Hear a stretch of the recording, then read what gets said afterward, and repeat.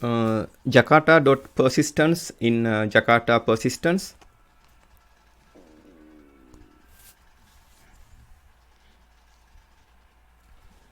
Now we are focusing on Jakarta.persistence. Jakarta Persistence is the API for the management for persistence and object relational mapping. Here you can see the relationships between Jakarta persistence concepts.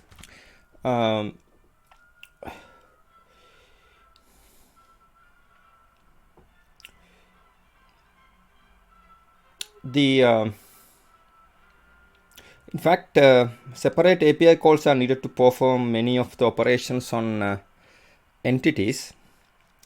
This API, here the entity manager, this API is implemented by entity manager and encapsulated almost entirely within a single interface called jakarta.persistence.entityManager. When when all is said and done, is it to an entity manager that the real work of persistence is delegated.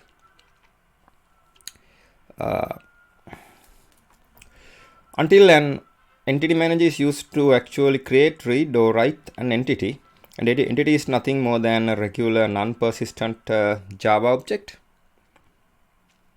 When an entity manager obtains a reference to an entity, either by having explicitly passed in as an argument to a method call or because it was read from the database, that object is said to be managed by the entity manager. The set of managed entity instances within an entity manager at any given time is called a persistent context.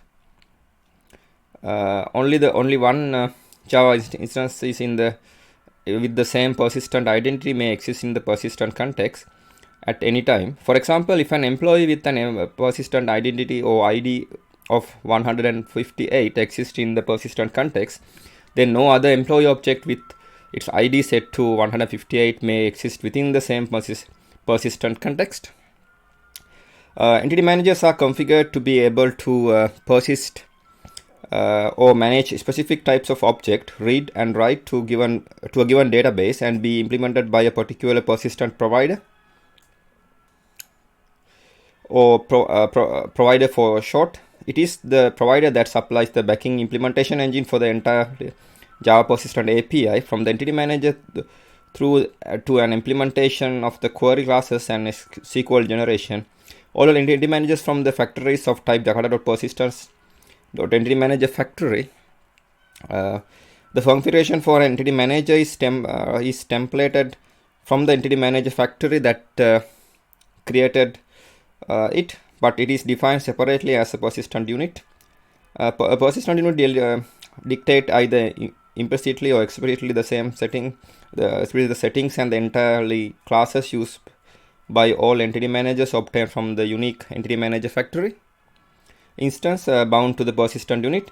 There is therefore a one-to-one correspondence between persistent unit and its concrete entity manager factory instance. Persistent units are named to allow the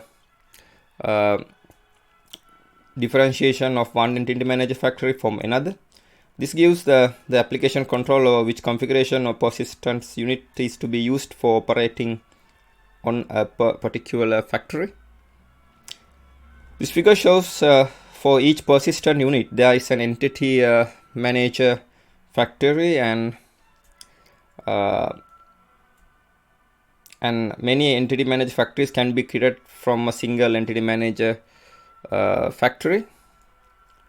The part that may come as a surprise is that many entity managers can point to the same persistent context. We have talked only about the entity manager and its persistent context, but there may be in fact multiple references to different entity managers, all pointing to the same group of managed entities. This will enable the control flow to traverse container component but continue to access the same persistent context. Here you can see the relationships between Jakarta persistence concepts.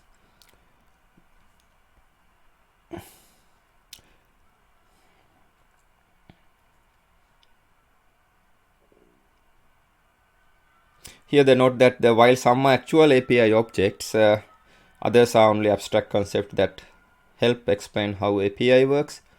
The persistence, API object is persistence, description class used to obtain an entity manager factory. Entity manager factory, API object entity manager factory, configured factory object used to obtain entity managers. Persistence unit, named configuration declaring the entity class and the data store info.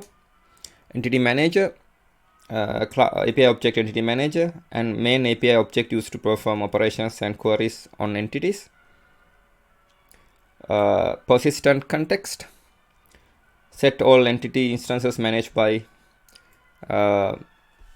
specific entity manager.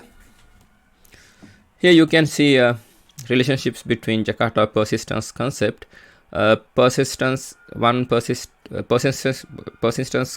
context create entity manager factory. Entity manager factory create entity manager.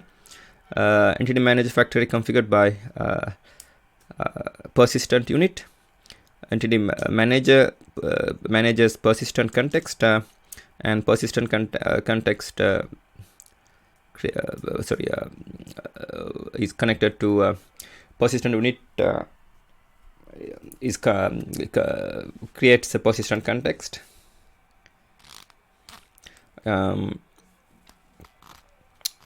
One persistent context can have many entity manager factory, and one entity manager factory have one persistent. Entity manager factory have many entity managers, and entity manager can have one entity manager factory. Entity manager factory have one persistent context, and persistent context can have many entity managers. Many entity managers. And persistent context has one persistent unit. Persistent unit can have many persistent context, and entity manager factory has a persistent unit, and persistent unit has entity manager factory. As an example, we can consider Jakarta.persistent package. Jakarta Persistence is the API for the management for persistent and object relational mapping. This is in module Jakarta.persistent.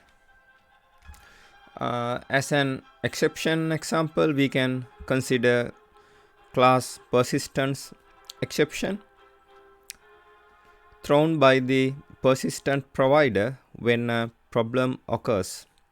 All instances of persistence exception, except for instances of no result exception, non-unique result exception, lock timeout exception, and query timeout exception, will cause the current transaction if one is active and the persistence context has been joined to it to be marked for rollback. This is in module Jakarta.persistence in package Jakarta.persistence. As an error example, we can consider this. This occurred in the environment with Spring Boot, JP, and Olingo. An attempt was made to call a method that does not exist. The attempt was made from the following location: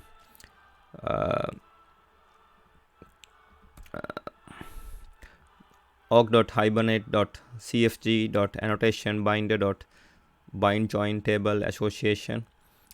The following method did not exist: java x.persistent.join table.indexes, etc. An action: correct the class path of your application so that it contains a single comparable version of java.persistent.join table.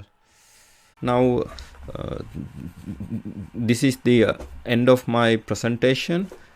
Thank you very much for watching it.